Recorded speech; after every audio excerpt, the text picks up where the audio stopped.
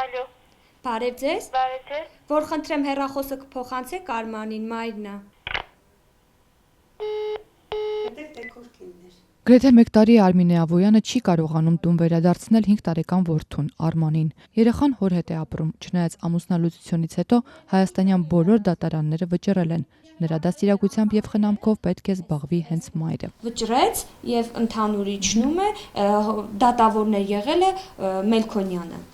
որ նորից ինքն էլ ստանձնում է երեխայի խնամքը եւ դաստիարակությունը մորը։ Ես բոլոր միջոցներին դիմում եմ եւ խնդրում եմ ինձ աջակից լինեն, իմ երեխային հանձնել ինձ, չէ որ ես ոչ մի բան չեմ ասում, օրենքով վճիռ կա կայացված, թող վճիռը հետևելով ինձ իմ երեխային հանձնեն, ես ոչ մի բան չեմ ուզում։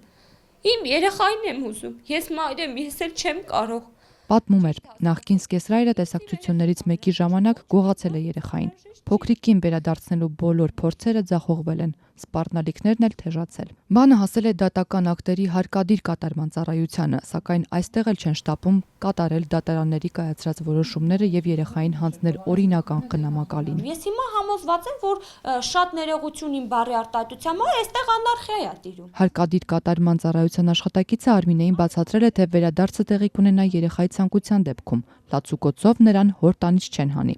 Սակայն 4 տարի երեխային խնամած մայրը վստահ է, փոքրիկը հոր, պապիկի, տատիկի հոգեբանական ուժեղ ճնշման տակ է եւ վախենում է նրանցից։ Իսկ ԴՀԿ-ն պարզապես աչք է փակում այս հանգամանքի վրա։ Հենց մեքենայից իջա, իմ տղեն փուչիկն էսես պատուհանից ինձ ձեռքով հանում, որից տեսել այն բալեն։ Մեռեմ ջան, ձեռքով հանում ինձ, որից տեսել այն տղեն։ Մտել եմ ներս։ Հիմա էլ հետերխում ոնց որ սենց բան են արել զոմբիացնելու նման էլի, որ կգա լարված կլինես, կասես չի Արման ջան, բայց ես տեսնում եմ երեխան ինձ ուզում է, ոնց կարելի է այդ երեխուն այդ վիճակի մեջ դնել։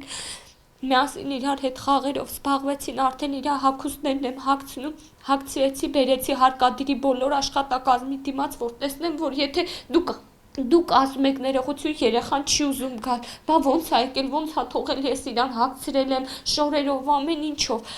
Երեխային հագցրեցի, մի խոսքով եկանք տորթիկ-մորթիկի հետ կապված իր ծնունդի կշնորհավորեցինք, եկանք սենյակ, որ մենք միասին իրար հետ զբաղվենք, խաղանք, այդ պահին բանը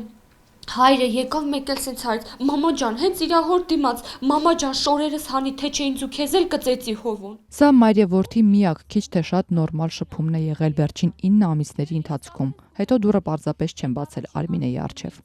Գործին քաջածանոթ ԴՀԿ ալիմենտի բռնագանցման բաժնի հոգեբան փորձագետ Մարիամ Մեհրաբյանը ընդունում է, երեխան հոգեպես սարսափելի վիճակում է, մեղավորը հայրն ու իր ընտանիքն են։ Հարկադիր կատարողները եւս անընդունելի են համարում, որ մոր հետ շփումները սահմանափակված են, սակայն դեռ գործուն քայլեր ձեռնարկել չի ստացվում։ Երեխան իր չէ, չի կարելի քաշքշել, չի կարելի բռնի ուժով վերցնել եւ դնել, այսինքն այս հատվածը, որը որ պետք է ի նպաստ լինի, փաստորեն մենք չենք կարող երեխային հոր գրկից պոկել, երեխան պետք է դնի,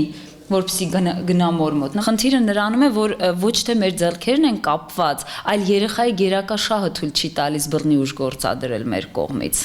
Այստեղ նաև ոտնահարվում է երեխայի շահերը, այս դեպքում։ Երկու կողմն էլ առկա է, դուք ճիշտ եք նկատում, եւ ոտնահարվում է, եւ չենք կարող ոտնահարել։ Անհիմն համարելով ԴՀԿ-ի այս մոտեցումը փաստաբան Նոնա Գալստյանը տարակուսում է, ինչու է ԴՀԿ-ն իր վրա հոգեբանի գործառույթ վերցրել։ Եթե դատաքննության ընթացքում սոցիալական աշխատողները, հոգեբանները արդեն իսկ պարզել են, թե ծնողներից ում մոտ երեխան իրեն ավելի լավ կզգա։ Փաստաբանը կարծում է, այս դեպքում կառույցը պարզապես կամայական որոշում է կայացրել։ Ցավոք սրտի օրենքի պահանջի համաձայն այդ ծնողին ոչինչ անել չի մնում։ Այսինքն մենք կարող ենք նույն դատական ճանապարհով նաև դատի տալ հարկադիր կատարման ծառայությանը եւ բողոքարկել նրա գործողությունները, բայց ով մեզ կտա երաշխիք, որ կրկին անցնելով դատական ատյանները, որտեղ կհաստատվի, որ հարկադիր կատարման ծառայությունը այո,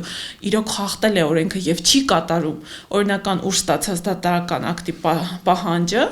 կրկին այդ դատական ակտը կկատարվի։ Ոչ ոք նման երաշխիք չի տա։ Դատական ակտերի հարկադիր կատարման ծառայությունում հույս ունեն, որ բռնարար ծնողը կգիտակցի իր սխալը, կփոխի վերաբերմունքը, հակառակ դեպքում չեն բացառում հորը քրեական պատասխանատվության ենթարկելու հնարավորությունը։ Այո, կարող է նաև ազատազրկվել։ Իհարկե, սա շատ բարդ գործ է։ Այսպես ասենք, սեղան չի, աթոռ չի, հանենք տանք, միանգամից վերջացնենք, չէ։ Փաստաբան Գալստյանը մինչդեռ ընտանեկան այս վեճի հանգուցալուծումը բացառապես Եվրադատարանում է տեսնում։ Այս պահին 6 նմանատիպ գործով է զբաղվում, 6-ն էլ ԴՀԿ հասնելուն պես փակուղի են մտել։ Սեփական փորձից գիտի, մինչ այս կառույցը բարոյահոգեբանական եւ դասերակցական խրատներով է զբաղված, տուժում են երեխաները, հուսալքվում օրինական խնամակալները, իսկ դատարանի որոշումները այդպես էլ անկատար են մնում։